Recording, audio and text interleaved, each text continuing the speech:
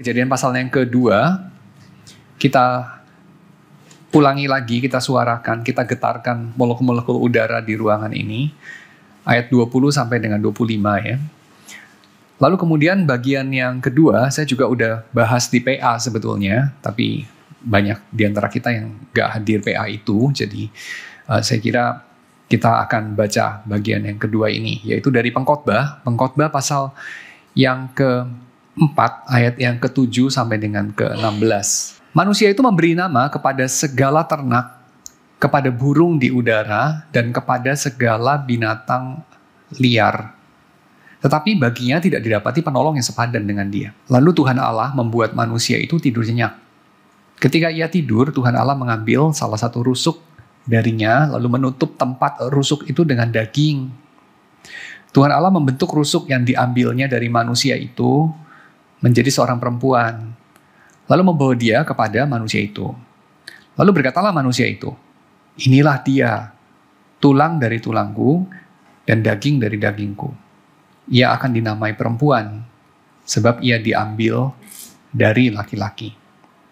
Sebab itu seorang laki-laki akan meninggalkan ayahnya dan ibunya dan bersatu dengan istrinya, sehingga keduanya menjadi satu daging.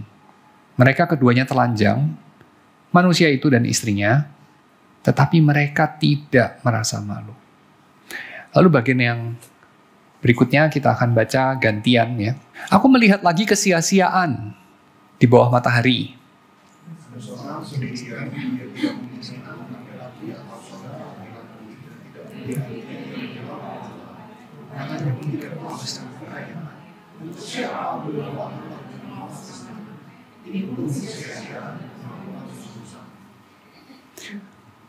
Terjemahan baru bilang, ini pun kesia-siaan dan kesibukan yang menyusahkan ya.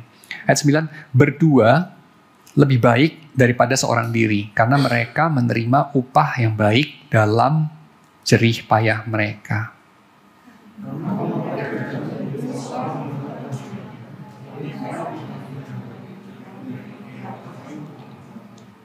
Juga kalau orang tidur berdua, mereka menjadi hangat. Tetapi bagaimana seorang diri saja dapat menjadi hangat?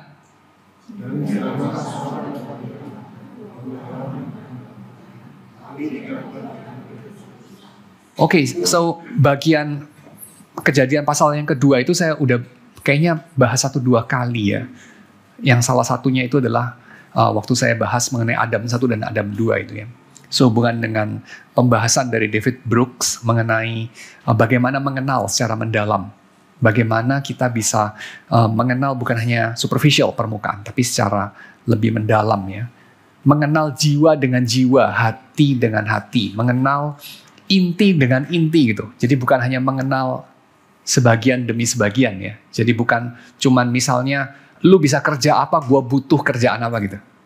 Lu punya apa, gua butuh yang lu punya gitu. Bukan cuman itu. Tapi mengenal inti sama inti itu. Heart to heart ya. Itu yang kita sering dengar sampai saking seringnya sampai klise gitu ya. Bicara heart to heart gitu. Nah itu. Ya, soul to soul itu kita bisa pakai istilah yang sama sebetulnya. Heart itu soul juga ya. I put my heart and soul into my work, kata George Lucas. Lalu kemudian para financier di Hollywood sekedar mengatur-atur, mestinya begini, mestinya begitu. Lalu dia bilang, gue enough deh. Gak lagi being oppressed by people more stupid than me, gitu dia bilang. Lalu dia finance, dia punya film-film sendiri ya, Star Wars, karena dia bilang, gue mau untuk put my heart and soul into my work, gitu. So, heart and soul itu kayak dipakai secara berganti-ganti sebetulnya. Mau mengatakan apa? Bukan mau mengatakan ada bagian diri kita yang gak kelihatan, ada bagian dari diri kita yang apapun gitu ya. Tapi mau bilang bahwa manusia itu ada keutuhannya. Itu ya. Manusia itu ada totalitasnya. Manusia itu totalitasnya berpusat pada sesuatu. Sesuatu itu ya kita sebut dengan jiwa, kita sebut sebagai hati, whatever. Tapi intinya itu relasi yang sejati itu adalah dari segala-galanya dalam diri kita, yang paling dalam itu bersatu atau berpaut, berkomunikasi, berdialog, berkomuni dengan sesuatu yang paling dalam juga dalam diri orang lain. Dan itulah kerinduan kita ya. Kerinduan kita adalah aku sebagai aku bersatu dengan engkau sebagai engkau. Bukan aku sebagai aku bersatu dengan engkau sebagai aku. Bukan pula persatuan antara kebutuhanku dengan kelebihanmu. Bukan. Aku punya kebutuhan apa, kamu punya kelebihan apa. Yuk kita kerjasama gitu ya. Nanti di sisi yang lain kamu punya kebutuhan, saya punya kelebihan gitu. Nanti barter kita. Bukan kayak gitu.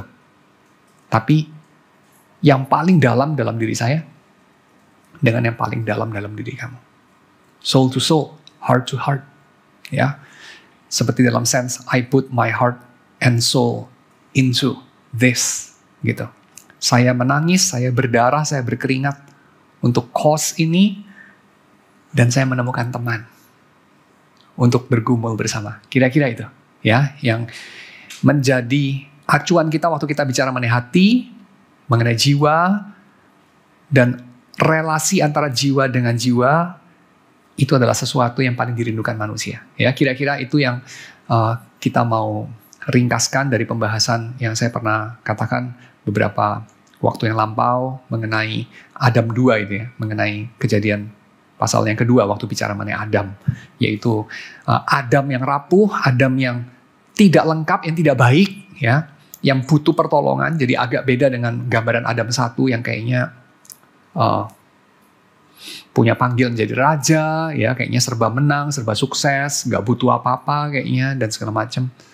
Tapi Adam 2 ini sepertinya so needy gitu, dan ini gambaran yang saya tidak katakan Adam 2 itu lebih akurat, lebih bagus, ataupun Adam 1 lebih akurat, lebih bagus. Saya nggak bilang itu, tapi saya mau bilang dua-duanya itu ada di dalam Alkitab, dan kita cenderung merayakan gambaran Adam 1 gitu ya.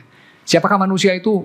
Imago Dei, salah sih sebetulnya ya. Manusia diciptakan dalam Imago Dei, manusia bukan Imago Dei, tapi diciptakan seturut Imago Dei, seturut gambaran rupa Allah. Betul ya? Kita kalau periksa Alkitab kita, kan tulisannya bukan lalu Allah menciptakan manusia sebagai gambaran rupanya. Kan tidak ada pernah begitu ya. Benar nggak? Kan tulisannya seturut gambaran rupanya. Ya nanti kita tahu gambaran rupa Allah itu apa ya, dan siapa. Yesus sendiri gitu ya, gambaran rupa Allah itu. Jadi kita diciptakan seturut dengan gambar Yesus, kira-kira begitu ya. Nah, jadi itu Adam 1 ya. Adam 1 ini sangat ditekankan seringkali secara keliru untuk mengglorifikasi manusia sebagai makhluk yang sukses, untuk merubah dunia, menguasai dunia, memenuhi dunia dengan hasrat-hasratnya, ya. Tetapi kita lupakan sama sekali Adam 2 itu, gambaran Adam 2. Dan gambaran Adam 2 ini secara gak adil kita lupakan karena yang di follow up dalam Kejadian 3 itu gambaran Adam 2 ya, dan seterusnya. Jadi kayak saya bukan mau bilang Adam 2 ini lebih akurat, tapi saya mau bilang bahwa kita tuh bocengli banget ya, orang bilangnya kayak gak masuk akal banget dengan melupakan Adam 2 itu. Ya kira-kira begitu. Jadi kita itu perlulah integrate Adam 2 ini dengan antropologi kita. Nah, oke, lalu sekarang pertanyaannya adalah ngapain ya kita bahas lagi mengenai Adam 2 ini? Karena waktu kita bahas masuk ke dalam bab kedua dari The Art of Loving Erich Fromm ya. Buat yang baru pertama kali datang, saya ingetin aja Erich Fromm ini bukan orang Kristen ya. Bahkan jangan-jangan bukan orang teis dalam arti yang klasikal gitu. Tapi dia ini latar belakangnya orang Jewish ya. Dia punya engkong itu ada 2, itu rabbi Yahudi gitu ya. Bapaknya sih bukan rabbi ya, bapaknya itu kayaknya scholar aja gitu. Atau pedagang, bapaknya pedagang ya. Tapi dari latar belakang keluarga yang sangat educated, orang Jewish, tapi dia sendiri itu pada akhirnya memang bukan Jewish dalam arti yang tradisional gitu ya. Tapi dia membahas mengenai kasih ini very insightful kalau kita dialogkan dengan kekristenan, saya kira ya. Jadi saya bukan memakai buku ini sebagai kayak kitab suci gitu ya, jadi lu terapin, lu jadi Frommian gitu, nggak kayak gitu sih, tapi sebagai partner dialog ya, sebagai sparring partner. Nah, Fromm di dalam bab yang kedua, dia mengatakan kalau kita mau bahas mengenai cinta sebagai seni, seni itu bukan seni dalam pengertian seni lawan sains ya, bukan. Tapi seni lawan, bukan seni dalam artian kayak gini. Kalau bukan seni itu lu spontan aja bisa gitu, kayak napas ya. Tapi napas juga ada seni olah napas ya, ada ya. Tapi napas kan semua orang bisa gitu ya. Bener gak sih? Napas tuh semua orang bisa ya. Makan tuh semua orang bisa tuh. Gak ada ngeles makan. Gue ngeles dong. Ngeles apa mau? Ngeles makan. Gimana cara makan gitu? Kayaknya gak ada ya. Tapi mungkin cara makan yang anggun. Mungkin itu ada ya. Tapi basically banyak hal dalam hidup kita itu sebenarnya gak perlu ngeles lah kan gitu ya. That's not an art gitu. Tapi beberapa hal yang lain tuh an art ya. It's an art. Jadi lu perlu ngeles gitu. Lu perlu berguru untuk masuk dalam tradisi yang panjang gimana melakukan itu, accomplish itu dengan bagus gitu. Misalnya seni bikin bakmi gitu ya. Lu berguru sama tukang bakmi yang hebat ya, legendaris ya. Lu jadi menguasai seni bikin bakmi gitu. Nah, mencintai, now that's an art ya. Mencintai itu sebuah seni ya. Dalam pengertian bukan kayak seni ini bukan sains, lu jangan eksak banget. Bukan. Tapi dalam arti kayak itu bukan sesuatu yang spontan, lu procot maksudnya kayak lahir aja gitu langsung udah bisa gitu. Enggak. Ya. Ini kayak bikin bakmi gitu. Mencintai itu kayak bikin bakmi, kayak bikin bangunan, kayak electrical engineering. Lu tuh perlu merendahkan diri untuk berguru kayak kira gitu ya. Perlu mempelajari ilmunya kayak kira gitu. Gak bisa just spontan aja, instingtif terus lu bisa gitu.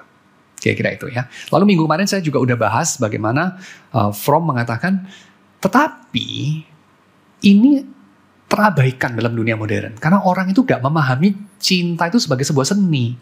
Orang memahami cinta itu sebagai cuman apa ya, lu terima aja gitu. Kalau lu menemukan cinta ya udah lu bahagia.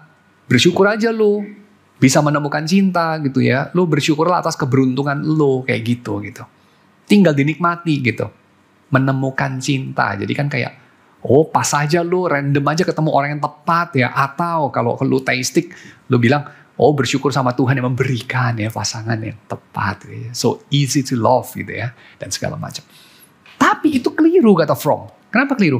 Karena cinta itu ya kayak bikin bakmi tadi.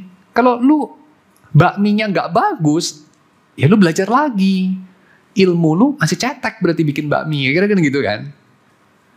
Atau guru lu udah bener, ilmu lu udah bener, kurang latihan. Nah, kira-kira gitu. Kurang menyangkal diri, kurang disiplin dalam bikin bakmi. Makanya hasil bakminya nggak bagus. Salahkan diri lu sendiri dan bisa do something. Tapi kalau menemukan itu kan kayak untung-untungan. Ya, menemukan cinta, nggak menemukan cinta. Just kayak lu ketimpa durian runtuh, lu dapat lotre, gua nggak ketimpa durian runtuh, nggak dapat lotre, gitu aja. You cannot do anything, kan gitu. Nah, jadi Fromm itu arguing bahwa cinta itu bukan perkara menemukan orang atau objek atau situasi yang tepat, bukan.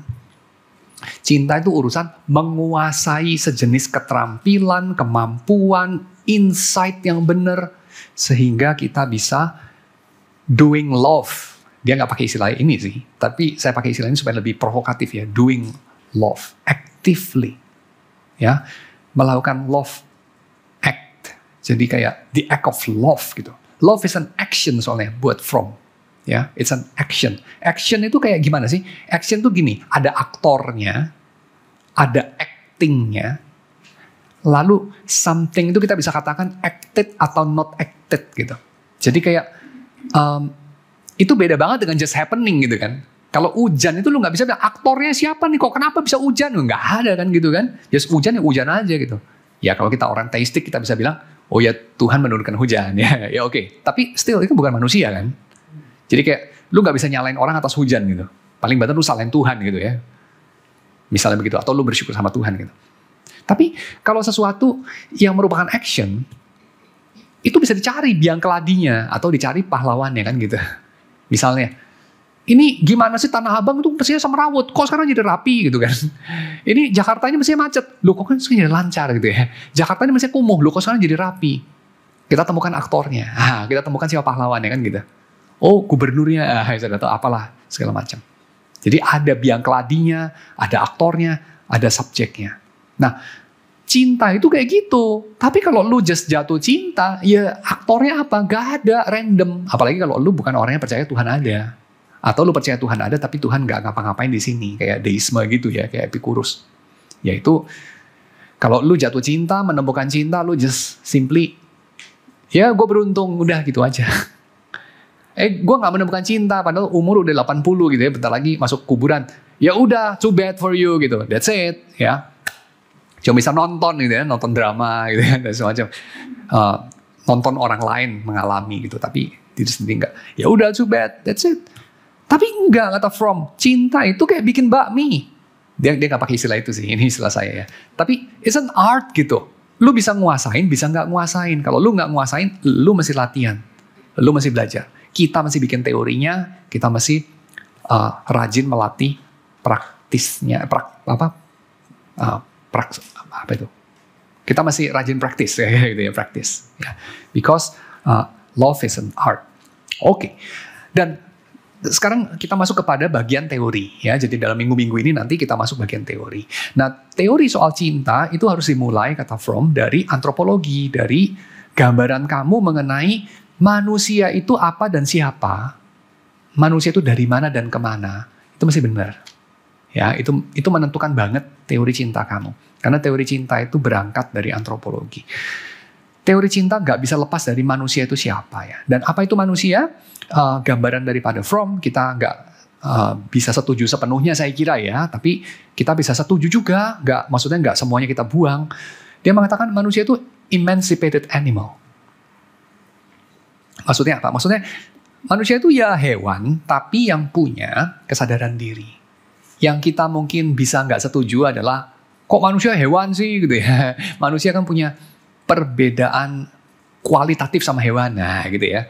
Tapi saya akan bilang, tapi tunggu dulu, ini nggak sepenuhnya kita buang juga. Kenapa? Karena misalnya ya, kita pengkhotbah mengatakan secara tidak konservatif juga sih memang kita pengkhotbah itu. Dia mengatakan, apakah kelebihan manusia dibandingkan dengan hewan? Bagaimana kamu tahu bahwa roh manusia pergi ke atas, rohnya hewan pergi ke bawah, dia bilang. Jadi ya singkat cerita saya mau ngomong ini aja dalam Kejadian pasal yang kedua ya. Kalau pengkhotbah itu kayaknya kontroversial.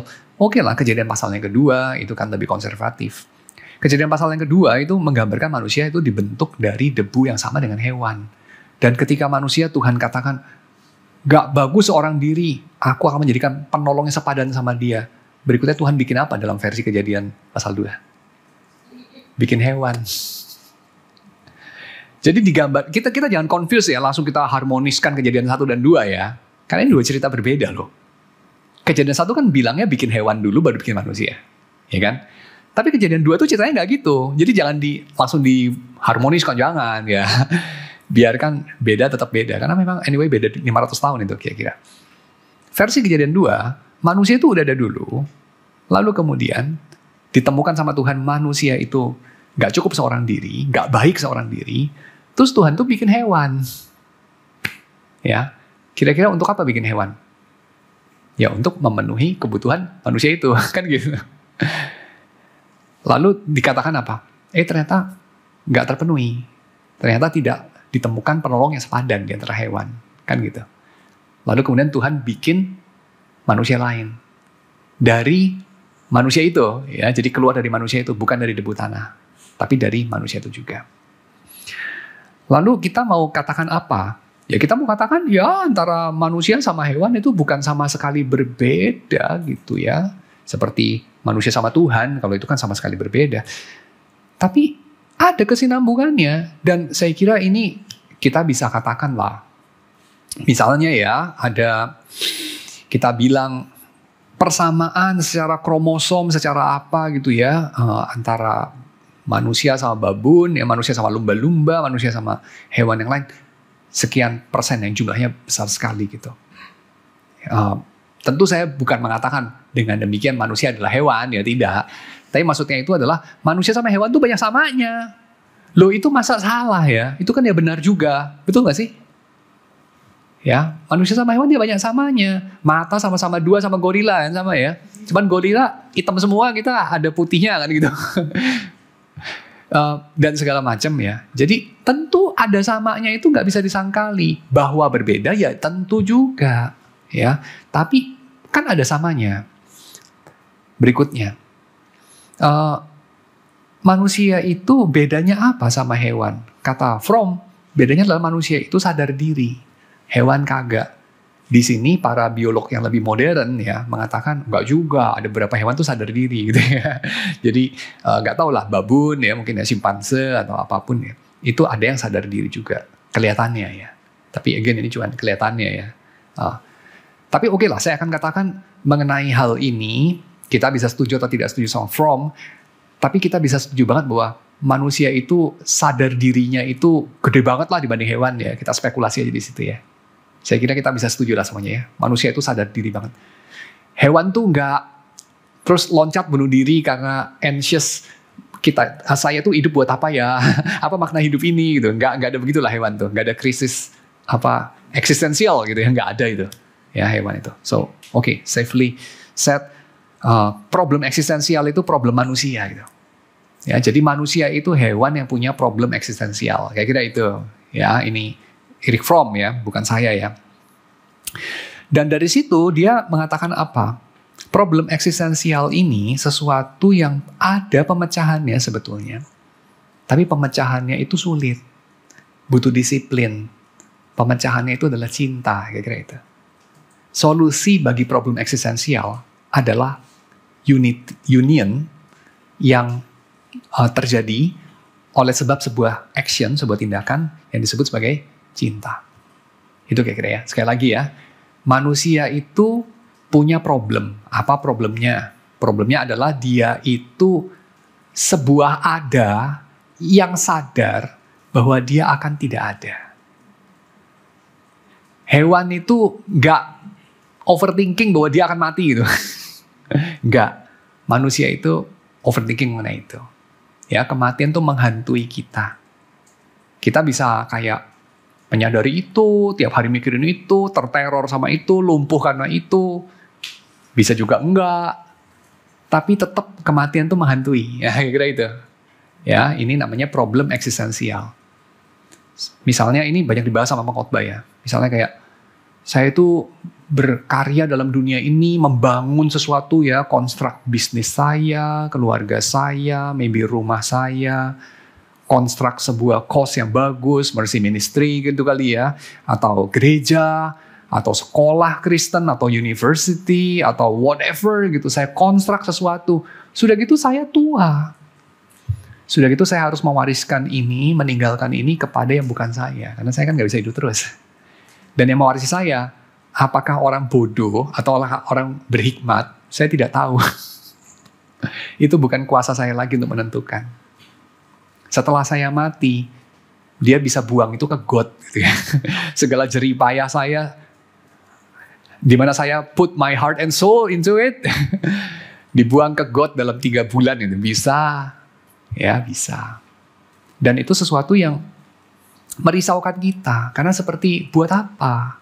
Buat apa saya susah-susah 45 tahun, 50 tahun, 60 tahun, 70 tahun membangun konstruk kerajaan ini? Yang akhirnya saya wariskan pada orang bodoh. Orang bodoh itu nggak peduli itu anak saya atau anak buah saya yang paling penjilat, yang paling sukses menjilatnya. Tetap akhirnya bukan saya. Dan ya bisa aja dia membuangnya. Itu sesuatu yang merisaukan kita, menghantui kita. Nah, problem itu, pemecahannya apa? Pemecahannya kata Fromm di dalam sejarah, itu ada beberapa pemecahan. Nah, tapi sebelum kita masuk dalam pemecahan, ada keadaan di mana manusia tidak sadar problem itu, karena memang tidak jadi problem, kata Fromm. Kapan itu? Ketika manusia itu belum dewasa. Ketika dia masih terikat dengan ibunya. Yang menarik ya, bukan dengan bapaknya, karena memang bapak itu memberi kehidupan secara tidak langsung ya. Kalau ibu memberi kehidupan dengan langsung. Jadi dengan ibunya, kata Fromm. Tapi keadaan ini kan gak berlangsung selamanya. Bayi koala itu ya, nempel sama mamanya itu gak selamanya. Demikian dengan anak bebek gitu, ngikutin mamanya atau papanya ya kemana-mana, itu juga gak selamanya. Demikian dengan bayi monyet ya. Saya suka liatin IG, ya. Saya kira istri saya juga suka liatin IG. Bayi-bayi ya, bayi-bayi binatang ya. Lucu-lucu kan bayi-bayi binatang itu ya. Bayi koala, bayi beruang, bayi... pokoknya semuanya masih bayi-bayi itu lucu deh. Kamu juga lucu loh dulu, waktu masih bayi. Ya, sekarang aja amit-amit kan. Dulu tuh imut semuanya, tidak ada yang terkecuali, semuanya imut. Ya, tapi itu ada akhirnya gitu loh. Relasi yang indah itu ada akhirnya. Pada satu ketika itu ibu kamu menyapih kamu. Menyapih. Beberapa kali ini istilah muncul di dalam perjanjian lama ya. Menyapih. Nah, menyapih itu momen yang somehow sedih juga, somehow indah juga gitu ya. Indahnya apa? Lo anak lu survive gitu loh. Anak lu tuh gede sekarang. Gak butuh lu lagi. Tapi sedih juga. Karena gue gak dibutuhkan. Kan gitu. Ya. Jadi menyapih. Menyapih itu kalau buat ibu ya. Benar-benar fisikal gitu ya. Menyapih gitu ya. Tadinya nempel jadi gak nempel. Buat bapak. Tadinya di rumah jadi gak di rumah. Kira-kira gitu ya.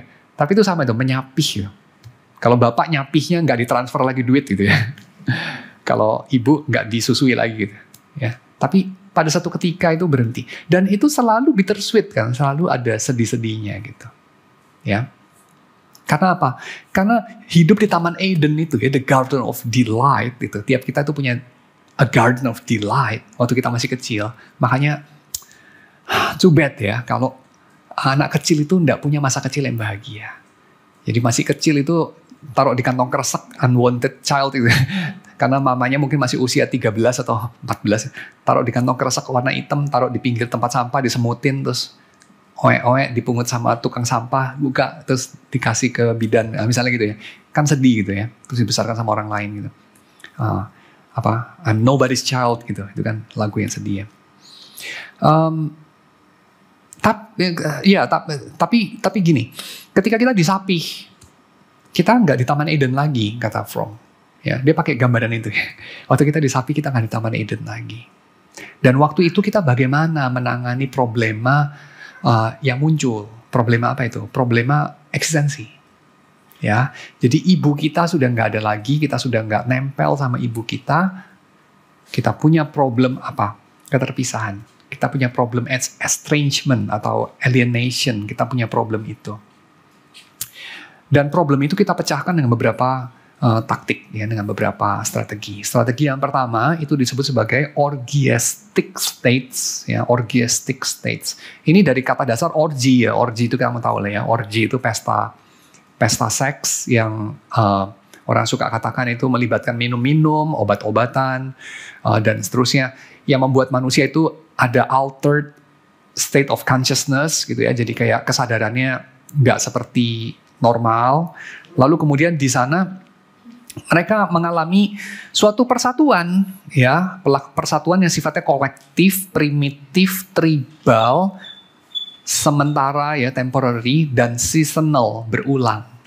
Ada ritualnya, ada ritusnya, ada liturginya gitu. Dan ini terjadi pada hampir semua suku ya, semua suku punya itu. Ya, suku-suku agama-agama paganistic religion ada itu ya, agama penyembahan Baal ya, agama penyembahan Asyera, Ashitoret dan segala macam itu ada itu semua ya, Dagon ya, Filistin dan segala macam itu semua ada itu.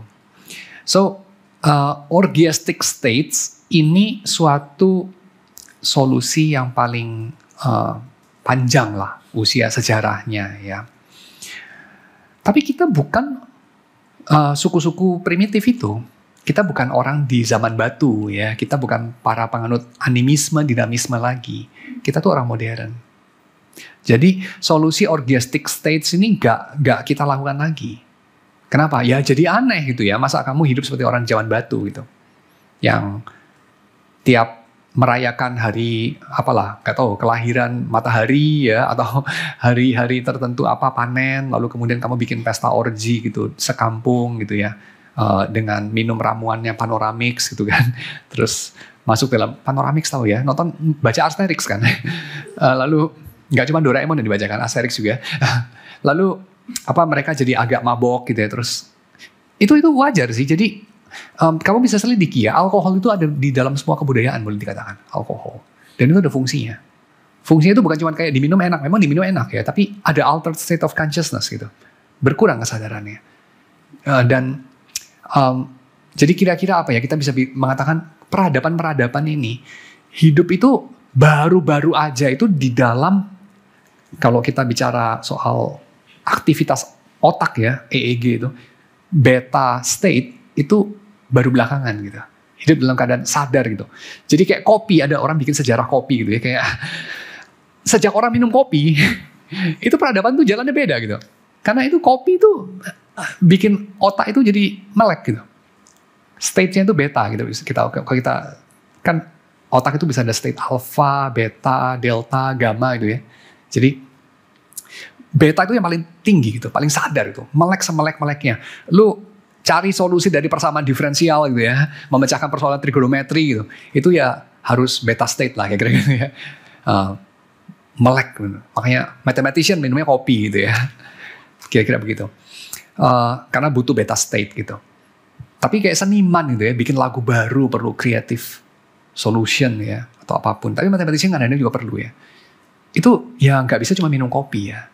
Mereka minumnya alkohol gitu ya. Mereka ngeganja ya. Dan saya bukan nganjurin ya, bukan ya. Tapi saya just ngomong kira-kira begitu ya. Altered state of consciousness gitu. Nah masyarakat ini hidup dalam level beta itu tuh masih baru-baru gitu. Dan pada zaman yang lampau itu beta, alpha, delta sih tidur ya, gamma gitu ya. Itu sesuatu yang wajar gitu. Jadi altered state ya semi dreaming gitu ya, kayak agak-agak ngimpi, nggak really sober, itu diterima oleh masyarakat. Orang tidak merasa bersalah, orang tidak merasa malu, orang tidak merasa aneh, ya dengan hal itu. Sehingga kalau saudara baca sejarah kegilaan ya, apa itu history of madness itu, siapa itu si botak itu, Michel Foucault ya, itu saudara akan mengerti hal itu. Gila itu apa definisinya gitu, ya. So ya, jadi saya teruskan. Orgiastic states ini adalah solusi buat Fromm yang sudah quite proven ya berabad-abad dan seterusnya. Jadi ketika mereka di dalam orgiastic states, mereka mengalami persatuan. Mereka mengalami seperti kembali ke kandungan ibu. Mereka mengalami ada di Taman Eden. Mereka mengalami mereka tidak anxious sama kehidupan dan kematian. Mereka mengalami jawaban atas problem eksistensi.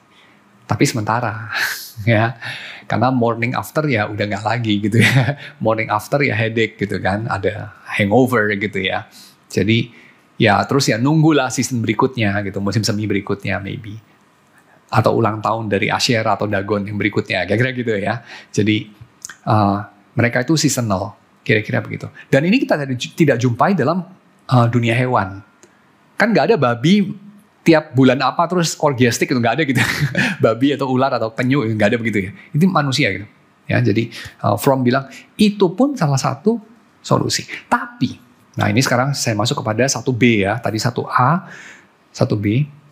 Beberapa orang modern coba menerapkan solusi ini. Mereka, so to say, mengikuti, mempraktikkan agama dewa Bakus ya. Bakus itu dewa anggur ya. Jadi mereka tidak mengikuti dewa Apollo atau Athena ya, dewa reason itu. Tapi dewa anggur pada saat weekend ya. Jadi thank God it's Friday, bisa mabok gitu ya. Jadi waktu weekend mereka masuk dalam orgiastic states gitu. Mereka minum-minum, mereka ngegele ya. Dulu saya di Belanda hafal banget deh kalau weekend itu lorong itu bau ganjanya lebih keras ya. Kalau weekdays bau ganja juga sih, cuman kurang keras. Hanya di kamar tertentu ya, kira-kira gitu ya. Saya dulu tinggal di asrama mahasiswa, jadinya ya suka mencium bau rempah-rempah gitu ya. Dan mereka menghidupi itu, coba menghidupi itu sebagai orang modern ya. Jadi mereka weekdays ya normal, mahasiswa ya, karyawan dan semacam. Tapi weekend mereka jadi suku primitif, kira-kira begitu. Dan itu sesuatu yang setelah sekian lama dijalani, selalu menabrak tembok, kata Fromm. Kenapa? Karena lu bukan orang primitif. Jadi lu gak bisa hidup kayak begitu. Lu akan mendapati diri lu merasa bersalah. Lu mendapati diri lu merasa malu. Ya, dan memang orang modern itu mempermalukan orang-orang yang hidupnya begitu. Ya, di Belanda itu ada satu ungkapan ya, yang mengatakan bahwa kalau lu kayak kedapatan minum alkohol di bawah jam 12 siang gitu ya, atau jam 3 sore gitu ya. Kayak lu tuh alkoholik atau apa gitu. Jadi kayak ada waktunya untuk minum gitu ya. Lu pagi-pagi udah minum gitu ya. Siang-siang udah minum. Lu gua minum cuma dikit gitu. Itu kayak dicibir banget gitu. Kayak dalam beberapa komunitas di GRI, kalau tidur siang gitu ya. Kira-kira gitu ya. Kalau mereka masih jam 9 minum bir gitu ya. Kayak lu aneh banget gitu. Nah, kalau di GRI kan tidur siang gitu ya. Aneh banget ya. Kira-kira gitu. Semalu itu gitu ya. Nah, orang primitif gak gitu. Orang primitif tuh gak begitu. Tapi juga gak ada sih orang alkoholik di kalangan primitif. Ya. Itu interesting ya di situ. Hampir gak ada lah. Ya mungkin ada juga ya. Tapi tidak sekronis atau tidak separah problema alkoholisme dan drug abuse dalam masyarakat modern. Dan ini menarik untuk dicermati. Tapi saya gak akan bahas pada hari ini. Cuman poinnya adalah orgiastic states itu bisa jadi solusi dari problematik eksistensi bagi masyarakat primitif yang memang mempraktikannya. Tapi kalau orang modern coba mempraktikannya karena semesta tidak mendukung, doesn't work. Juga dalam masyarakat yang tidak agamis, kita nggak ngomong, iya Indonesia sih mabok agama sih, agamis dan segala macam, munafik sih. Lo nggak cuma Indonesia, dimanapun it doesn't work gitu. Kenapa? Simply karena peradaban kita bukan begitu. Ya, peradaban kita bukan gitu. Jadi kamu nggak bisa hidup seperti orang zaman batu di dalam zaman modern. It doesn't work. Ya. Walaupun kamu merindukannya gitu ya. Jadi nggak bisa. So, kita punya solusi yang lain. Yang lebih permanen daripada orgiastic states. Ya, ini biasanya cuma bertahan juga bagi orang yang mempraktikannya itu pada masa muda lah ya. Saya kemarin lihat di feed saya itu ada kayak berita cheesy gitu. Dia bilang Slash merayakan ulang tahun 25 ya, kayak ulang tahun ke-25 dia sober gitu ya. Slash kamu tahu lah ya. Slash itu gitarisnya Guns N' Roses, jangan Guns N' Roses juga nggak tahu ya. Gak penting lah ya. Itu kayak grup musik rock di zaman saya masih muda dulu gitu ya. Guns N' Roses gitu, lalu ada gitarisnya yang suka pakai topi, tukang sihir itu ya. Terus pakai kacamata hitam aneh gitu ya, terus gak pakai baju, terus main gitar blues gitu ya. Slash, yang kamu tahu lah Slash ya. Katanya Slash itu merayakan 25 tahun. 25 tahun apa? Dia gak alkoholik gitu ya. Sober dia, gak nyentuh alkohol lagi gitu. Ya elah, receh banget gitu aja dirayain gitu. Tapi memang itu something gitu ya. Maksudnya kayak, saya mau bilang apa? Saya mau bilang bahwa gaya hidup mempraktikkan orgiastic states dalam zaman modern itu pasti ada akhirnya gitu. Kita bilang apa? Ya elah, lu udah umur segini udah gaek bos. Masih kayak gitu, kayak anak umur 17, haya gitu ya, kapan tobat lu? Kira-kira gitu kan kita bilang. Jadi artinya orang tuh udah mengasumsikan ada batasnya gitu. Ada batasnya. Entah kamu usia 20, entah kamu usia 30, entah udah OD masuk ICU, dan segala macam. Itu ada batasnya gitu. Gak bisa terus-terusan. Ya, nah kita orang modern itu punya sesuatu yang lebih sustainable gitu. Yang kita bisa lakukan from cradle to grave. Ya, jadi dari apa namanya, baru lahir sampai mati. Ada solusi yang lebih permanen. Solusinya itu adalah konformitas. Konformitas kita itu adalah ini. Waktu kecil ya di rumah, bahagia bersama ibu, bapak, ibu juga masih ada cuti hamil, cuti melahirkan. Kalau di Swedia bisa kayak 2 tahun atau berapa gitu ya, dan segala macam. Tapi sudah gitu kan harus berhenti. Nah sudah berhenti gimana? Ya masuk playgroup. Ya sudah masuk playgroup gimana? Ya masuk TK. Sudah masuk TK ya masuk SD. Sudah masuk SD gimana? Ya SMP, sudah SMP, SMA, sudah SMA ya kuliah, sudah kuliah ya cari kerja, sudah cari kerja ya berkarir, sudah berkarir barangkali agak mentok-mentok ya ambil S2 kayak gitu kan. Lalu kemudian dan seterusnya. Kemudian menikah ya, sudah gitu kemudian punya anak, sudah gitu ya anaknya nikah gitu ya, empty nest, sudah gitu ya jalan-jalan kalau tabungan cukup gitu kan. Lalu kemudian tabungan habis, lalu kemudian ya menghabiskan tabungan anak ya dan semacam. Lalu mati. Dan sepanjang perjalanan from cradle to grave itu tadi, kita confirm pada rule of conduct dari orang modern yang sepantasnya aja. Makanya semuanya juga ada ada standarnya, ada mirip-miripnya, ada pakemnya. Kayak gini deh, ini saya pakai ini pemberian dari anak murid saya, anak-anak angkatan 13 sama Calvin. Ya bentuk ginian ini kan confirm ya. Ini kan kayak ada jutaan item bentuknya begini gitu. Desainnya, ukurannya, warnanya, itu konformitas gitu. Lalu juga kayak ngasih hadiah-hadiah begini ke guru ya di akhir tahun dan sebagainya. Itu juga konformitas, ada pakemnya kayak gitu ya. Lalu guru nerima, lalu guru pakai. Itu semua ada pakemnya gitu ya. Tapi kita juga nyolong-nyolong ingin memasukkan kita punya kebutuhan untuk diakui sebagai individu. Saya itu individu, beda loh saya itu. Ya, makanya terus diafirmasi juga, dikasih nama Pak Jadi gitu. Kayaknya cheesy banget, tapi nggak apa-apa deh, kan murid yang kasih ya. Jadi ya kita kasih label nama gitu ya, label nama. Ini gue banget. Lalu kita bilang kayak kita coba memilah-milah gitu. Makanya zaman modern tuh di satu sisi konformitas banget, di sisi yang lain kasih kita opsi sejuta gitu. Desktopnya itu loh, laptop punya wallpaper itu sangat highly customizable. Pokoknya bisa di custom banget gitu ya, kayak icon-iconnya, hurufnya dan apa. Lu bisa custom banget, cuman siapa sih yang meng-custom? Ya ada orang-orang nganggur banget gitu. Custom semuanya di custom gitu ya. Ini gue banget. Tapi kenapa? Kenapa para programmer memutuskan untuk bikin begituan? Bukan programmer lah ya, orang yang bikin sistem. Kenapa memutuskan untuk bikin sesuatu yang bisa di custom banget? Karena masyarakat sangat konformis, gitu ya, sangat menuntut konformitas, menimbulkan demand untuk pengakuan individu yang tinggi banget. Makanya kalau lu sesuatu itu bisa di custom, jadi lebih laku, ada value-nya, kira-kira kan gitu.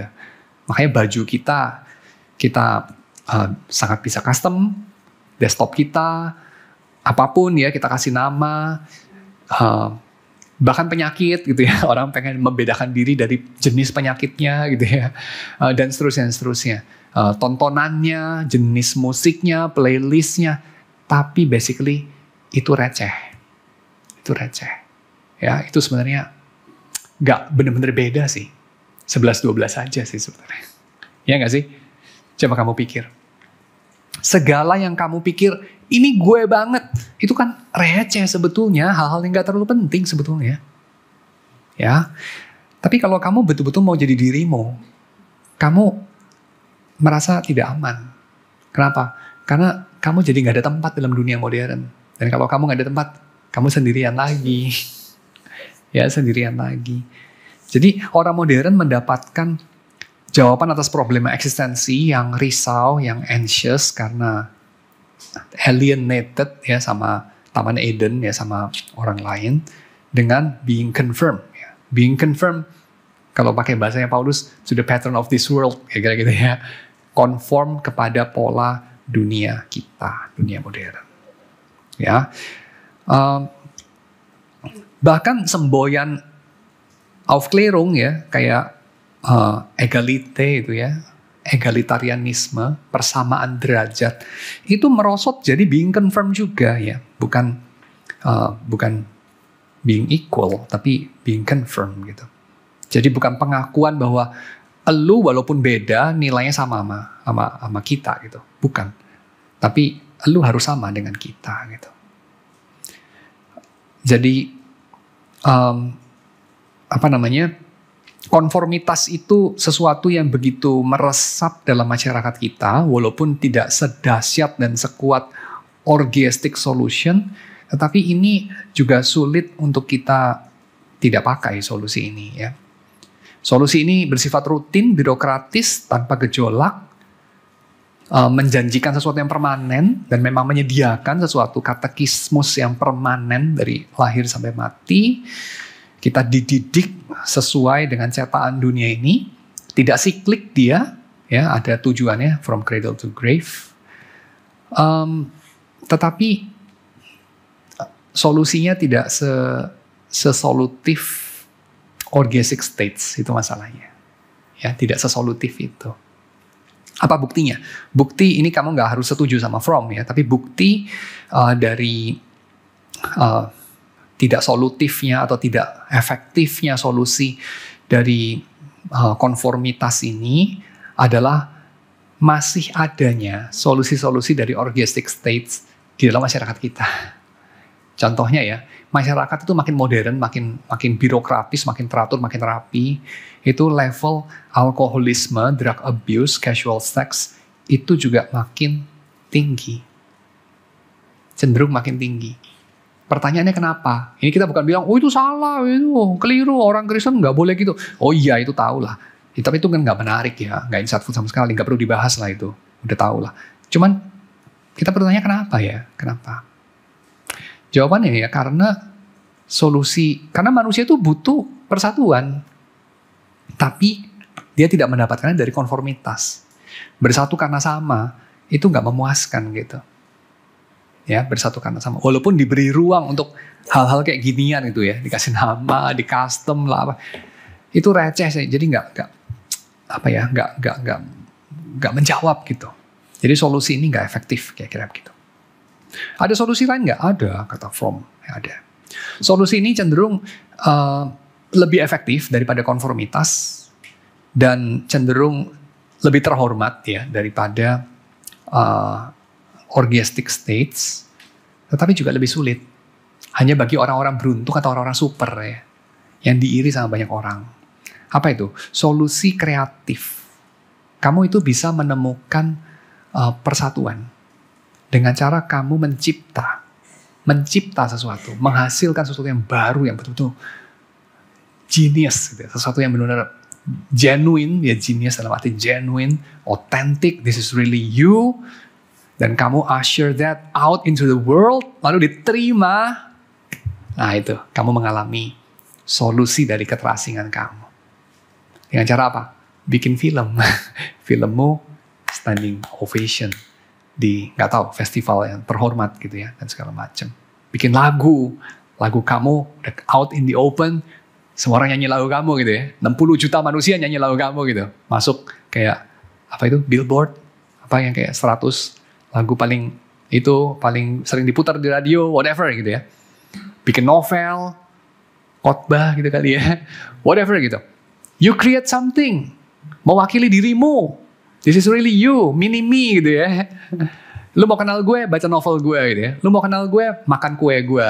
Lu mau kenal gue, nonton film gue. Lu mau kenal gue, denger lagu gue. Lu mau kenal gue, lihat perusahaan gue. Gitu ya. Atau whatever lah. Sejuta cara. Create something. Ya, pasarkan itu, tawarkan itu. Masyarakat menerima, kamu mengalami persatuan. Tapi masalahnya, berapa persen orang jadi Picasso, Pablo Picasso? Berapa persen orang? Berapa persen orang jadi J.K. Rowling? Berapa persen orang jadi Paul McCartney? Atau jadi Eminem? Atau jadi whatever gitu. Yang menghasilkan karya-karya betul-betul otentik itu mereka banget, tapi toh diterima. Berapa persen orang? Gak banyak. Ya, Tupac Shakur ya cuma satu ya, kayak gitu ya. Dan segala macam gitu. So, gak banyak. Tapi semua orang pengen begitu. Jadi ini bukan solusi bagi semua orang. Maybe memuaskan. Maybe cocok buat orang modern. Tapi gak bisa buat semua orang. Lagi pula, dan ini problema inherent. Persatuannya itu persatuan antara kamu dengan karya kamu, atau karya kamu dengan orang lain. Masalahnya karya kamu itu kan non-personal. Personal sih, tapi kan not a person kan. Sorry, personal dia, tapi not a person. So relasinya itu bukan person to person sebetulnya. Bukan I and thou. Bukan lo sama gue gitu. Ya kan? Tapi itu relasi, gini deh. Lu jadi selebritis gitu ya. Dalam artian kayak lu diterima banget gitu. Sebenarnya fans lu tuh nerima apa? Nerima lu? Bukan lah. Mereka nerima kehebatan lu kan. Suara lu. Insight naratif lu. Itu yang diterima gitu. Selera masak lu itu yang diterima. Skill masak lu maybe. Desain lu. Kalau lu Norman Foster gitu misalnya. Yang diterima kan itu, dan itu kan bukan lo gitu. Ya itu karya lo, berasal dari lo. Maybe, ya. Maksudnya dalam artian, kan nggak seorang seniman itu kan menghasilkan karya kan nggak sepenuhnya dari dia ya. Karena ada semesta mendukung juga gitu maksudnya. Tapi poin saya adalah, itu tetap bukan lo gitu loh. Memang dari lo, tapi bukan lo kan. Jadi itu tetap juga tidak solutif. Ya, kalau orgastic state, betul-betul physically, spiritually, lu bersatu dengan orang lain, kan begitu. Walaupun sementara, ya. Walaupun sementara. Jadi, solusi kreatif ini bukan solusi yang terlalu solutif juga, menurut Fromm. Apa solusi yang paling ideal, ya kira begitu ya. Kata Fromm, solusinya adalah cinta. Cinta. Apa itu cinta? Cinta adalah persatuan antara si A dan si B ketika si A menjadi si A dan si B menjadi si B. Kira-kira itu. Dan saya kira definisi dari Fromm ini mengenai cinta saya bisa terima. Ya, saya kira itu dia dipengaruhi sama Alkitab juga ya. Jadi persatuan antara 2 person atau 3 person atau 4 person whatever sebagai dirinya sendiri. Yesus ketika mengasihi Petrus bukan karena Petrus menjadi identik sama Yesus sehingga Yesus karena narsis jadi dia mencintai Petrus karena lu mirip gue banget gitu ya. Bukan ya, tapi karena Petrus saudara Petrus. Kan begitu. Demikian Petrus mengasihi Yohanes karena Yohanes saudara Yohanes dan Petrus saudara Petrus dan seterusnya. So cinta itu solusinya. Memberi ruang kepada persatuan permanen, semua orang bisa akses, siapapun bisa mencintai, nggak semua orang bisa jadi Mozart, ya, nggak semua orang bisa jadi Norman Foster, dan menjadi salariman, jadi salaryman itu nggak memuaskan, tapi semua orang bisa mencintai. Kata Fromm, kira-kira begitu ya. Semua orang bisa. Kita punya kapasitas untuk itu. Tapi kebanyakan orang nggak bisa. Semua orang bisa dalam pengertian mereka, you may do that, tapi nggak dalam pengertian you can do that. Ya, mungkin lu nggak bisa. Dalam pengertian belum, ya, lu belum mampu melakukan itu. Tapi lu punya potensi untuk itu. Ya, saya kira ini kan nggak semua orang punya potensi jadi Mozart gitu ya. Tapi semua orang punya potensi menjadi pencinta. Dan ini solusi yang paling memuaskan. Tetapi kita itu seringkali mencampur adukan, karena ini ranahnya teori ya, jadi saya beresin dulu urusan teori. Kita tuh sering mencampur adukan antara cinta dengan yang bukan cinta ya, pseudo love itu. Nah yang bukan cinta tapi dianggap cinta itu apa aja? Dia highlight 2 hal. Tentu kita bisa bicara banyak hal, tapi 2 hal ini saya kira yang paling mewakili ya. Yang pertama adalah submissive symbiotic relation ya. Dalam hal ini cinta itu disalah mengerti dengan yang bukan cinta karena submissive symbiotic relation itu bukan persatuan yang dapat disebut sebagai cinta. Mengapa? Karena submissive symbiotic relation itu membuat si A itu melebur kepada si B. Ya, kamu melebur kepada yang kepadanya kamu itu tunduk. Jadi kalau kamu tunduk, kamu hidup bagi dia, ya, itu submission kan itu ya. Kamu hidup bagi dia, mimpimu mimpiku gitu kan.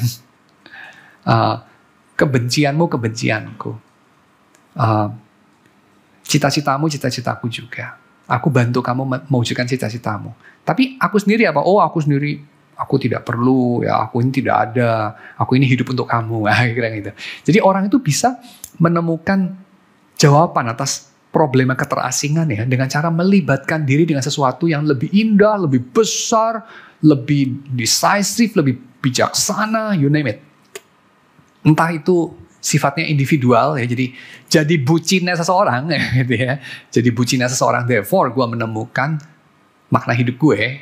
Makna hidup gue jadi istri lu, jadi suami lu, jadi ibu bagi anak-anakku, jadi ayah bagi anak-anakku, jadi gembala bagi gerejaku, atau jadi sekrup dalam organisasi yang hebat, yang adalah pusat epicentrum dari sejarah dunia ini, gitu ya. Aku menemukan makna diriku. Walaupun aku cuma bagi-bagi selebaran ya atau apapun, tapi aku ini terlibat di dalam suatu cause yang besar, yang kosmik sifatnya. Kira-kira gitu. Nah, ini masokisme, kata Fromm. Ini bukan cinta, this is masochism. Ya, sebaliknya, yang bukan cinta tapi sering disebut cinta, ya, yaitu memimpin, berkorban untuk mengetahui yang baik bagi yang lain yang terlalu bodoh untuk mengetahui bahwa itu baik bagi dirinya. Menjadi domine. Ya, ini sering dijustify dengan lo Adam 1 kan dipanggil jadi domine, ya, memimpin, menjadi tuan atas alam, ya. Jadi domineering symbiotic relation. Ini sifatnya memang nggak pasif kayak yang pertama ya, submisif itu pasif, yang ini aktif. Tapi baik pasif maupun aktif ini sama-sama bukan cinta. Kenapa? Karena dalam relasi domineering, si A menelan si B. Bukan si A membiarkan diri tertelan si B, tapi si A menelan si B. Sehingga si B itu nggak jadi si B, tapi jadi ekstensi dari si A. Nah, ini kan sama aja. Kalau tadi problematika si A jadi nggak ada, sekarang problematika si B jadi nggak ada. Sedangkan cinta itu adalah ketika A jadi A dan B jadi B, mereka bersatu. Tapi ini mereka bersatu ketika A jadi B atau B jadi A. So, ya, kamu tahu. Dan basicnya di sini, kalau kita mau kaitkan sama kekristenan ya, saya kira kekristenan itu punya bahasa yang nggak dipakai sama Fromm, yaitu Allah Bapa itu mencintai Yesus sebagai Allah Bapa dan mencintai Yesus sebagai Yesus. Dalam artian Allah Bapa itu nggak jadi Yesus ketika mencintai Yesus, dan Yesus nggak menjadi Allah Bapa ketika Allah Bapa mencintai Yesus atau Yesus mencintai Allah Bapa. Allah Bapa tetap Allah Bapa, Yesus tetap Yesus ketika mereka saling mencintai. Itu ya. Jadi cinta itu tidak meleburkan tiap-tiap individu. Cuman yang domineering symbiotic relation tadi itu, dia menelan, dia makan itu pribadi yang lain, dia reduksi menjadi para pemuja. Para pemuja, ya. Ini sadisme psikologis, ya. Bukan cinta, ini sadisme. Jadi cinta yang sejati itu bagaimana? Cinta yang sejati, again, ini bukan jatuh dari langit, ini bukan sekedar terjadi pada kita atau kita terperosok ke dalamnya gitu ya, fall in love gitu, bukan. Tapi ini adalah suatu usaha sistematik yang dilatih, satu seni yang kita perlu belajar dengan disiplin. Cinta yang sejati adalah penyatuan dengan integritas. Dia mengutip Spinoza, ya, Baruch Spinoza. Spinoza membedakan antara actions sama passions. Passions itu adalah nafsu-nafsu yang di-induce, disebabkan dari luar. Di mana kita itu pasif saja mengalami itu. Misalnya iri hati. Iri hati itu bukan sesuatu yang kamu putuskan untuk kamu iri. Kamu pernah mengalami iri nggak? Kalau kamu mengalami iri ya, iri itu kamu nggak bisa bahagia seseorang yang lain itu sukses. Ya. Apalagi lebih sukses dari kamu, apalagi kalau orang itu titik berangkatnya mirip kamu atau lebih rendah sedikit dari kamu. Itu kamu tidak bisa terima. Nah, iri hati itu sesuatu yang apakah bisa dipecahkan dengan begini? Lu tahu kan iri itu gak terhormat. Lu tahu kan iri itu gak ada gunanya. Lu tahu kan iri itu bikin lu jadi gak lapang hati, gak bisa mengasihi orang lain. Jadi berhentilah iri. Orang itu jadi bisa berhenti iri gak? Oh iya ya, saya baru tahu iri tuh kayak gitu ya. Gak bagus ya, saya berhenti gitu ya. Mulai besok saya gak iri lagi. Bisa gak? Ya gak bisa lah. Karena apa? Karena iri hati itu sesuatu yang terjadi pada kamu. Ya, it's a passion kalau menurut definisinya Spinoza. Demikian dengan greed, kerakusan, ya, keserakahan. Itu juga. Atau sisi yang lain, kepelitan ya. Itu juga sesuatu yang happen to you. Ya, it's a passion. Tetapi actions itu lain. Actions itu adalah kamu yang melakukan. Kamu jadi agent yang melakukan.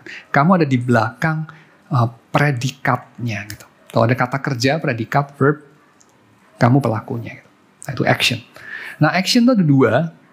Yang pertama itu action itu adalah virtue, keutamaan ya, virtue. Virtue kalau Roman virtue itu adalah keadilan, bijaksana ya, prudensia, lalu pengendalian diri, temperansia, lalu fortitudo ya, keberanian untuk melakukan, atau grit untuk melakukannya. Grit, G-R-I-T maksudnya ya, kegigihan untuk melakukan itu, fortitudo juga ya.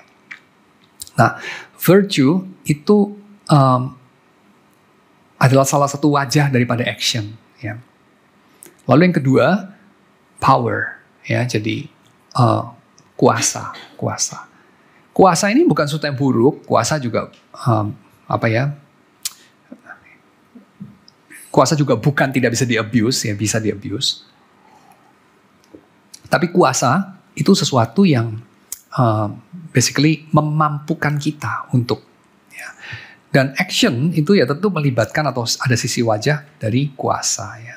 Kamu berkuasa untuk ya. Dan cinta itu ya. Jadi cinta itu adalah suatu action, suatu tindakan aktif, bukan sesuatu yang terjadi pada kamu. Ya, love is active. Itu sebabnya lebih tepat disebut sebagai kita itu stand in love dan bukan fall in love. Ya. Tapi stand in love. Dan sebagai orang modern kita seringkali menyalahartikan juga ya action itu dengan activity, lalu activity itu dengan business ya, atau apa itu? Ya business ya, bukan bisnis dalam arti bisnis, tapi dalam arti business gitu, kesibukan ya. Kita sering menyangka kalau orang itu sibuk, dia itu aktif. Kalau orang itu nggak sibuk, ya dia nggak aktif. Ya mungkin ada benernya, kalau orang nggak aktif jadinya nggak sibuk ya, itu mungkin ada benernya. Tapi kalau orang sibuk kan tentu dia aktif. Orang itu sibuk artinya dia sibuk.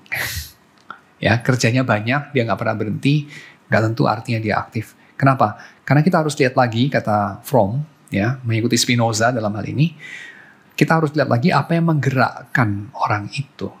Apa motivasinya. Kalau yang menggerakkan dia itu adalah iri hati, yang menggerakkan dia itu arogansi, yang menggerakkan dia itu insekuritas, dan seterusnya. Maka tetap aja dia itu pasif. Karena dia digerakkan sama passions, ya, dan bukan dia itu actively doing something. Mungkin istilahnya adalah yang sedang berbunyi itu bukan kamu, yang sedang berbunyi itu insekuritas kamu gitu. Yang bikin kamu sibuk itu insekuritas kamu, nggak mau kalahnya kamu itu, bukan kamu. Ya, jadi sibuk tidak sama dengan aktif. Ya. Dan orang yang aktif, orang yang bisa punya action, itu dikaitkan juga dengan orang itu bisa memberi. Tapi memberi tidak tentu mengindikasikan orang itu aktif. Ada 3 macam jenis memberi. Ini saya harus cepat-cepat sudahi sebentar lagi karena memang sudah kayaknya sejam ya. Memberi itu dibedakan lagi sama Fromm. Memberi jenis yang pertama itu adalah dia tidak memberi, ya. Jadi orang itu bisa tidak memberi. Kenapa? Karena dia takut kehilangan. Karena biasanya anggapan kita adalah kalau kita memberi kita kehilangan sesuatu, ya. Kalau kita memberi kita akan berkurang yang kita punya. Tapi tidak memberi karena takut kehilangan itu adalah sesuatu yang dilakukan atau menjadi sikap kita karena kita punya mindset yang miskin. Kita punya mindset yang egosentris, ya. Kita punya mindset yang egosentris dalam pengertian apa?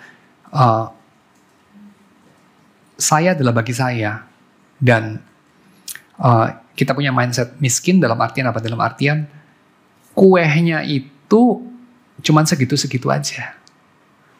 Kalau dibagi itu dia nggak numbuh gitu. 1 dibagi 2 jadi setengah-setengah gitu. Ya, itu mindsetnya. Yang kedua, orang itu memberi Tapi karena apa? Karena memberi itu sakit. Sebab lebih baik saya punya setengah daripada saya punya satu. Ya. Kenapa? Karena setengah itu lebih sedikit. Padahal saya itu maunya satu. Dan saya itu lebih senang kalau saya itu maunya tidak tercapai. Ada orang-orang begini loh.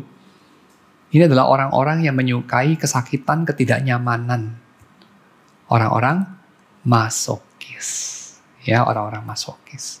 Jadi ini adalah orang-orang yang menyukai penderitaan. Ya, kalau bisa lebih susah, kenapa lebih gampang? Ya, kalau bisa lebih berat, kenapa lebih enteng? Kira-kira gitu. Biasanya mereka tidak menyukai ayat-ayat kayak kuku itu ringan, ya, bebanku itu ringan, ya enak. Itu mereka nggak suka ayat-ayat itu ya. Mereka sukanya itu memikul salib, memang jalan salib perlu korban ya dan segala macam itu. Mereka suka ya ayat-ayat itu. Kebalikan dari yang pertama ya. Jadi yang pertama tadi itu nggak suka ayat kayak gitu tuh. Sukanya adalah aku memberi hidup dengan segala kelimpahan. Oh itu dia suka tuh ya. Tapi dua-duanya ini salah dalam memahami give. Karena give itu satu tindakan yang ketika dilakukan kita itu menjadi lebih banyak. Jadi give itu adalah seperti apa ya? Seperti orang kalau donor darah gitu. Orang donor darah itu jadi sistem regenerasi darah dia lebih bagus, kayak kira gitu ya, kita bisa bilang ya. Atau setidaknya stereotipnya begitu. Saya nggak tahu lah, karena saya bukan orang medis, jadi saya nggak tahu ya apa benar begitu. Tapi karena yang diberi itu hidup ya, jadi kita yang punya hidup, memberi hidup. Maka memberi itu adalah sesuatu yang seharusnya membuat si pemberi itu lebih berkelimpahan. Karena yang dibagikan itu kehidupan itu sendiri. Itu mirip sama kayak kalau kamu itu pernah jadi asisten dosen. Kamu tahu bahwa cara belajar terbaik adalah dengan mengajar. Pernah tahu itu kan ya? Kalau lu guru ngeles gitu, itu waktu lu nyiapin bahan, ditanya-tanya sama murid les, itu momen dimana lu belajar kadang-kadang untuk pertama kalinya gitu. Lu realize bahwa ternyata ini artinya ya kosinus gitu ya dan segala macam. Lu baru menyadari gitu. Waktu lu ngajar.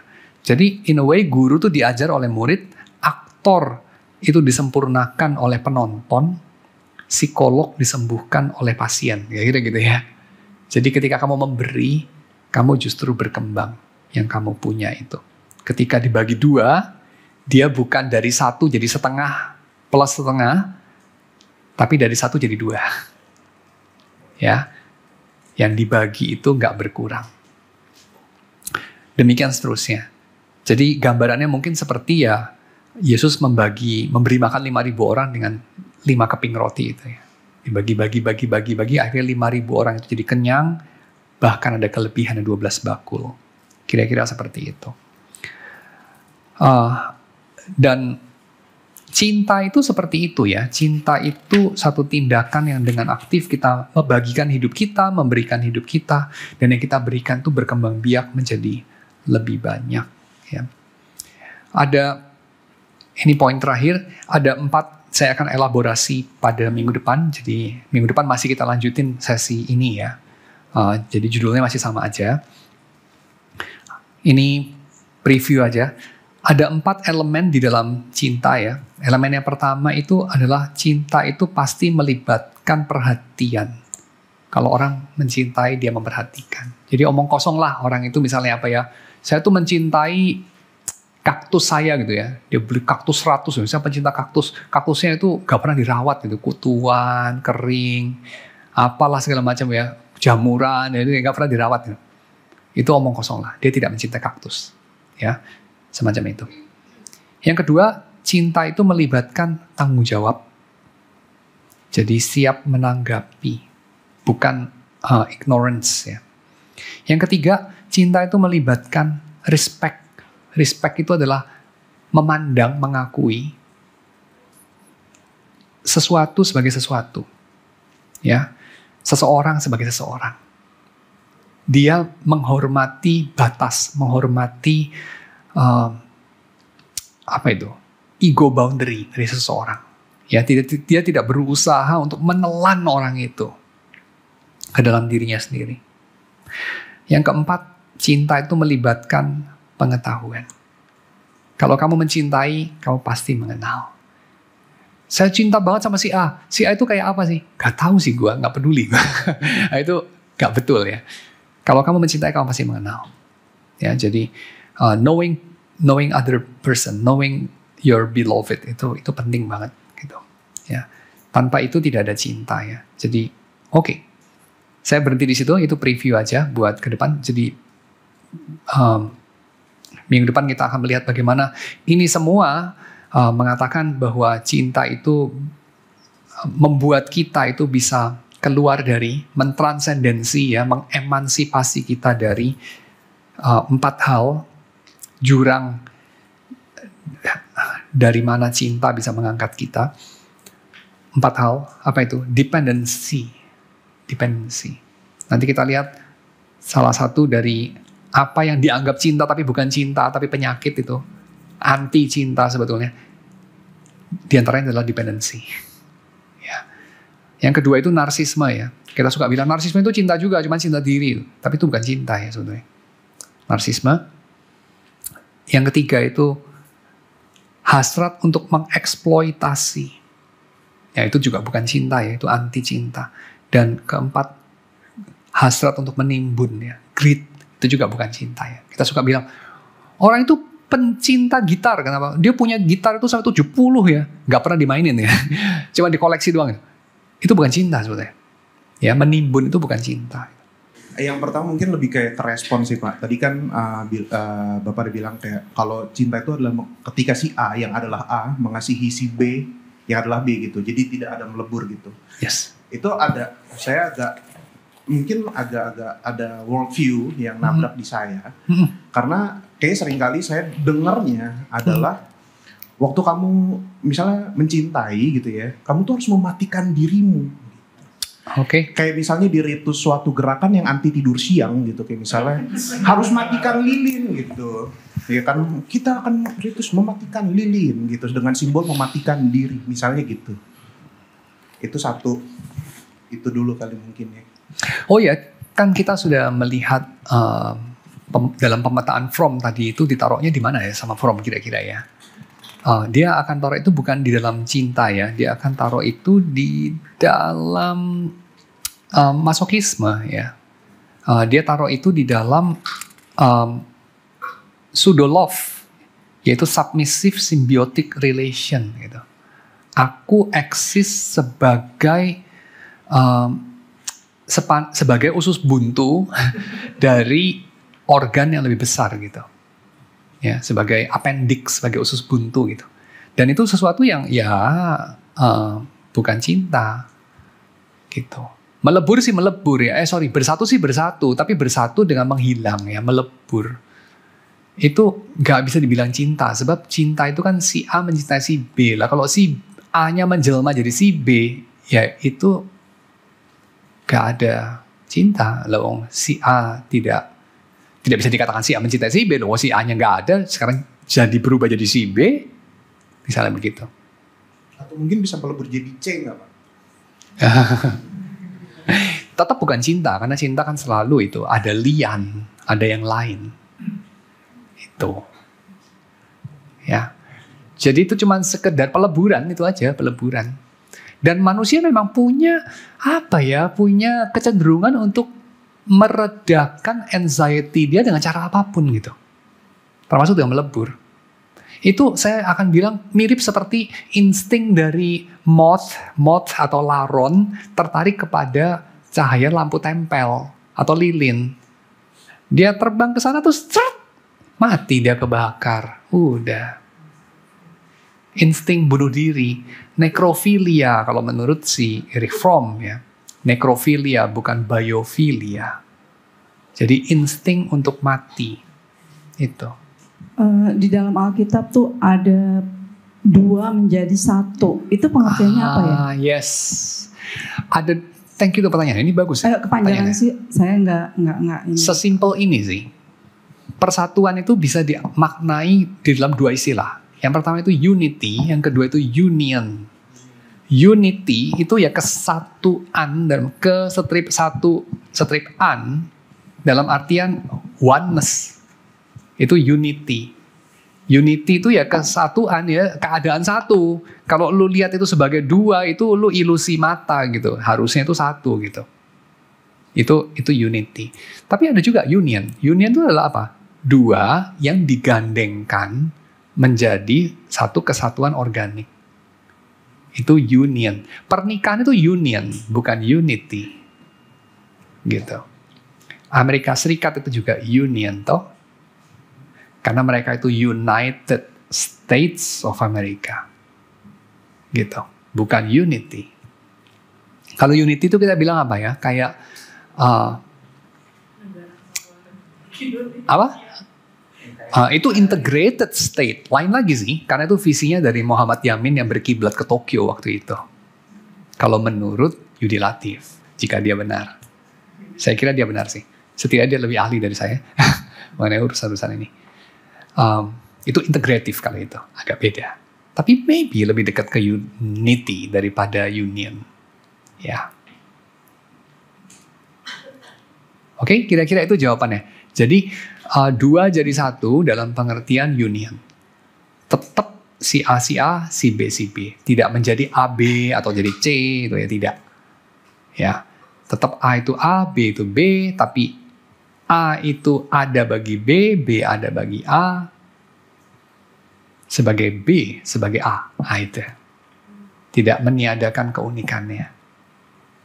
Ya. Oke, jelas. Tuhan itu mencintai kita kan begitu. Dan Tuhan mengharapkan cinta dari kita kan begitu. Tuhan tuh gak ngarep kita jadi Tuhan. Bener gak sih? Yesus itu saya kira ya akan bete kalau Petrus niru-niruin cara dia ngomong gitu ya. Pakai baju, gaya-gaya cara Yesus pakai baju ya. Melangkah dengan langkah-langkah yang kayak laga-laganya kayak Yesus gitu ya. Saya rasa Yesus akan sebel gitu sama Petrus. Ngapain sih lu gitu ya, aneh banget sih gitu. Kira-kira begitu. Jadi, ya itu kira-kira. Dia tidak menghendaki kita melebur sama dia sampai kita tuh hilang gitu. Karena defeat the point ya, Tuhan tuh menciptakan dunia itu untuk apa? Coba kamu pikir itu deh.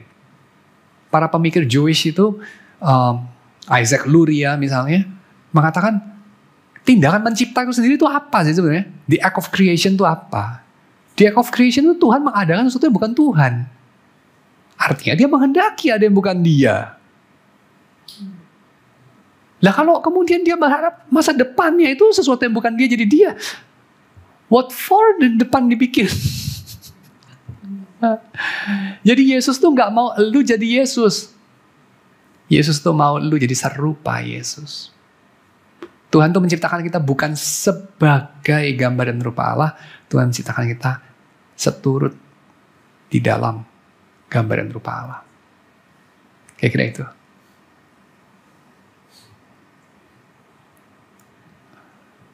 Apalagi sebagai Allah. Enggak lah. Masa depan kita itu apa? Masa depan kita adalah kita akan berpartisipasi dalam kehidupan Tuhan. Gila, keren banget. Ini bahasa-bahasanya orang Ortodoks Timur. Berpartisipasi dalam kehidupan Tuhan. Itu kayak apa sih? Kayak gini loh. Kalau lu nikah sama orang, lu berpartisipasi dalam hidup orang itu. Kan itu. Nah itu. Kira-kira sesimpel itu. Tapi kan bukan dia jadi lu. Kalau itu yang namanya relasi sama orang NPD itu begitu ya. Orang NPD tahu ya, Narcissistic Personality Disorder gitu ya. Lu nikah sama orang NPD, lu hilang, ditelan lu sama dia. Diserap. Lama-lama lu jadi antek-antek dia aja gitu. Opini lu itu simply jadi minion dia gitu. Opini dia, itu aja. Dan itu Tuhan tidak menghendaki kita jadi begitu dalam kehidupan Tuhan. Karena Tuhan tuh juga bukan sosok pribadi yang NPD gitu. Enggak lah ya. Tuhan kita tuh enggak narsis. Dia menghendaki kita jadi kita. Kalau enggak, ngapain dia bikin kita? In a sense, suka dulu baru bisa committed dalam the action, the art of loving. Misalnya dalam komunitas Kristen kita bisa dipanggil untuk mencoba berteman sama semua orang. mencoba untuk mengasihi semua orang. Tapi juga ada teman-teman yang kita bisa consider lebih best friend, di mana kita bisa lebih raw, nggak bisa raw ke semua orang. Jadi apakah ada ruang untuk, again, walaupun for the lack of a better word, jatuh cinta gitu kepada orang itu, untuk menyukai karakter itu, personality itu, sehingga mau lebih komit kepada orang itu untuk lebih mencintai. Istilah jatuh cinta itu biasanya di-reserve untuk suatu fenomena yang kita semua tahu, walaupun kita agak sulit mendefinisikannya, tapi kita semua sama-sama tahu lah pengalaman itu, fenomena itu. I guess kamu tahu lah, setidaknya walaupun kamu nggak pernah mengalami, tapi kamu tahu maksudnya jatuh cinta itu apa ya. Jatuh cinta itu adalah satu momen di mana kita punya ego boundary itu melemah, kalau pakai frameworknya Freudian ya. Apa itu ego boundary? Ego boundary itu kayak, ini gue bukan lo, ini gue bukan dunia ini gue bukan lingkungan, kira-kira gitu ya. Waktu kita masih bayi dulu itu, katanya Freud, itu ego boundary itu nggak ada gitu. Jadi si bayi sama mamanya, si bayi sama cradle-nya itu jadi satu aja gitu. Ya. Nah, ketika orang jatuh cinta, dia relapse kepada keadaan itu. Nah, dan dalam keadaan itu seperti dia pulang ke Taman Eden. Dia menemukan belahan jiwanya. Lu ngerti gue banget dan segala macam. Yang mana dalam 3 bulan, 4 bulan kemudian dia seperti terbangun dalam mimpi gitu. Kok nggak kayak gitu ternyata. Lalu merasa dikhianati, kecewa dan segala macam. Nah, itu namanya jatuh cinta. Dan saya tidak akan pakai istilah itu sih. Untuk semacam kelihatannya apa yang kelihatannya, ini saya sok tahu ya. Tapi nggak sok tahu kalau bilang kelihatannya. Yang kelihatannya Billy coba rujuk. Karena dari pertanyaan Billy kayaknya yang lu lagi rujuk itu adalah semacam preferensi gitu. Nggak semua orang cocok sama semua orang, ya kira-kira maksud lu itu. Gue nggak akan pakai istilah jatuh cinta sih. Gue akan simply pakai istilah cocok-cocokan gitu. Ada nggak tempatnya untuk just cocok dulu, baru kemudian membuka diri, lalu mengasihi dan semacam. Saya akan bilang, ada tempat tuh cocok-cocokan, kita harus recognize itu, tapi saya nggak akan bilang bahwa cinta itu mensyaratkan itu. Cinta tuh nggak mensyaratkan itu. Karena Yesus itu bilang, kamu harus mengasihi musuhmu bahkan. I guess yang disebut sebagai musuh itu kita nggak ada chemistry yang kayak tadi.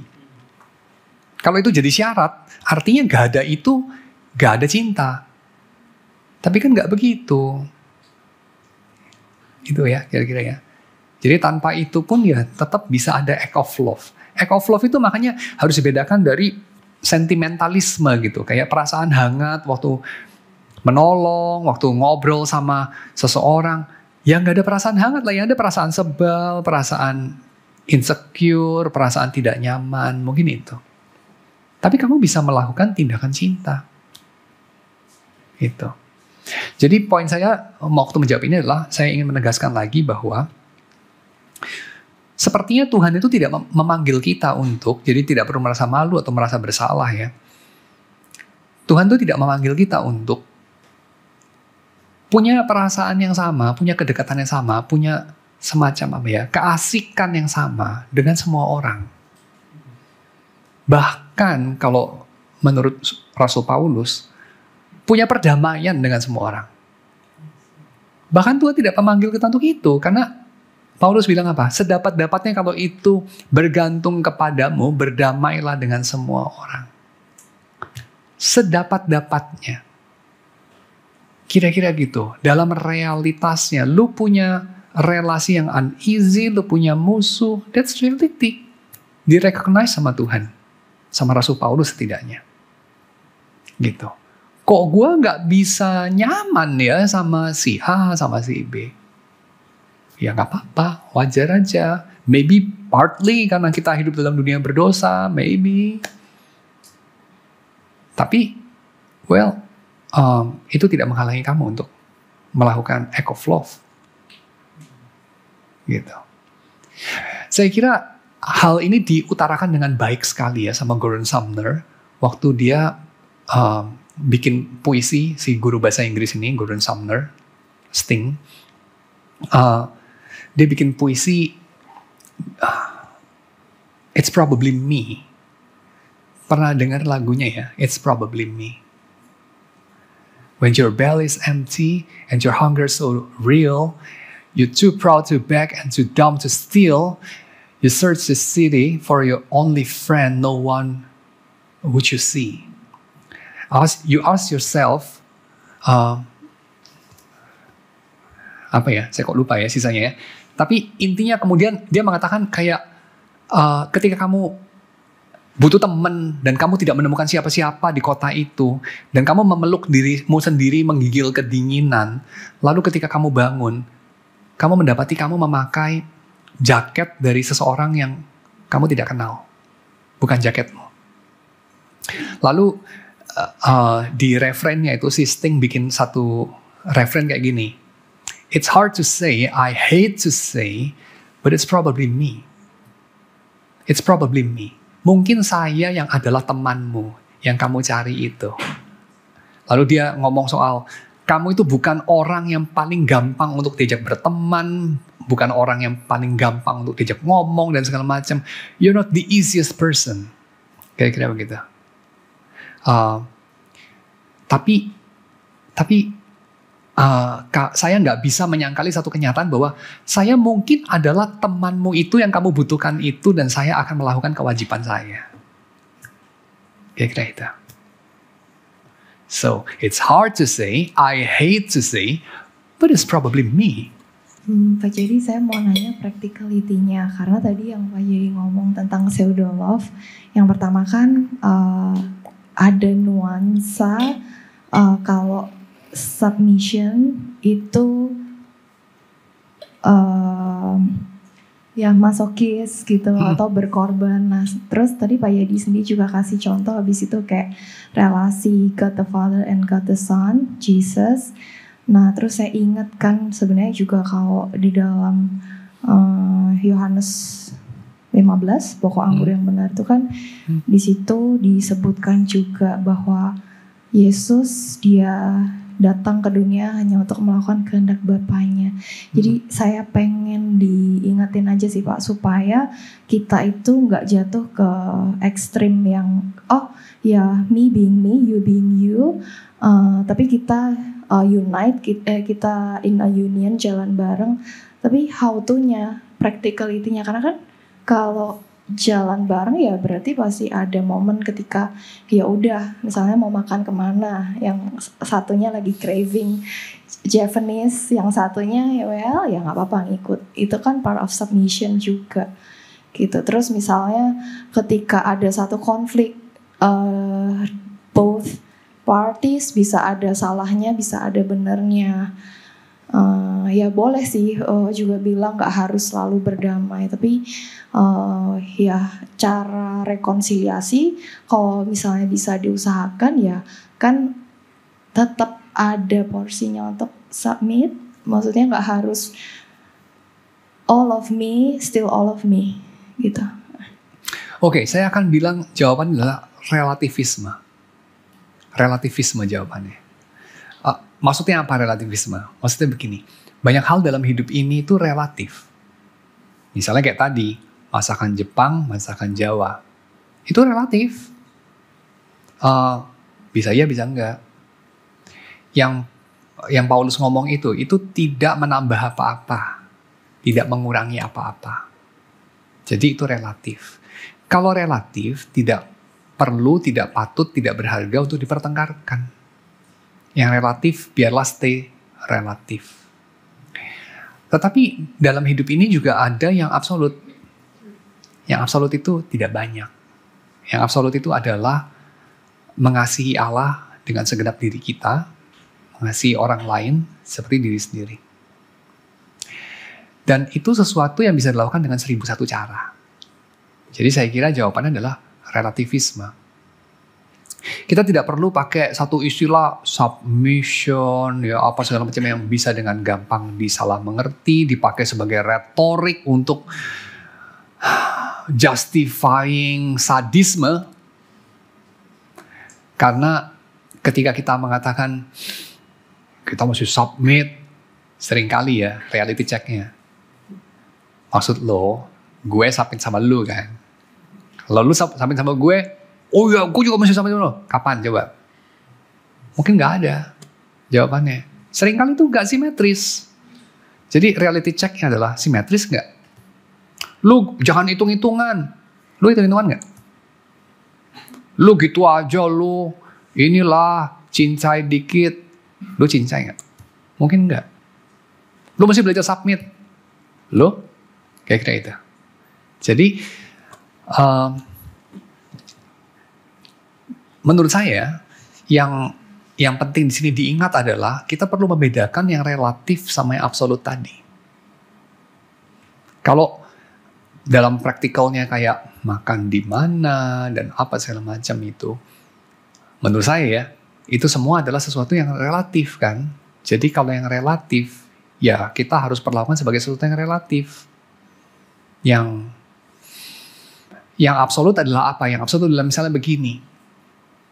Tiap kali selalu harus nurutin lo. Nah itu absolut tuh. Absolut dalam pengertian yang seperti itu absolutely adalah kehendak untuk menelan pihak lain ke dalam dirinya. Dan itu adalah sesuatu yang bukan relatif. Itu bukan sesuatu yang bisa dipilih. Itu antara good and evil diversitasnya. Bukan just diversitas keragaman dalam arti kayak ada bunga mawar, ada bunga melati gitu. Mawar melati itu relatif. Tapi ada mawar yang mati, ada mawar yang berkembang dan hidup. Itu absolut. Mati dan hidup itu perbedaan absolut. Tapi warna merah, hijau, kuning itu relatif. Kira-kira itu. Dan selama kita memahami relasi kita seperti itu ya, saya kira kita bisa membedakan yang mana worth it untuk diperjuangkan, yang mana tidak.